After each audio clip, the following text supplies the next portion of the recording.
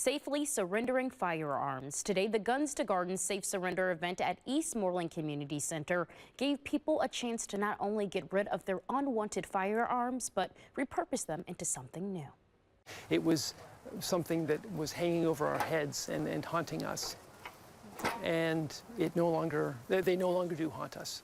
The chance to surrender guns and some of the grief associated with them. Nicholas Wooten watching sparks fly as his late family members' guns are dismembered. It is spiritually cleansing for me and for my family. Like others, Wooten surrendered the guns because of the devastating history tied to them. I don't want to speak to the specifics of the case that brought us here, but I want to say that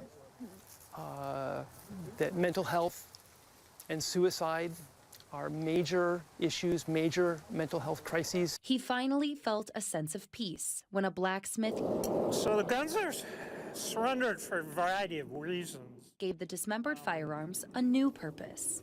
I make hand spades from shotgun shells, and there's a lot of cutting involved with cutting tools, and what I'm showing you here is one that's prepared for the final steps of forging. The metal is then shaped, taking a new form, representing new life.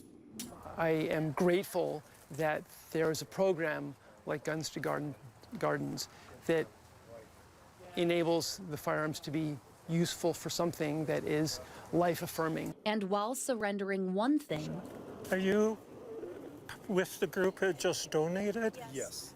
Wooten gained another. I felt some peace. In Madison, Tabitha Bland, WMTV 15 News.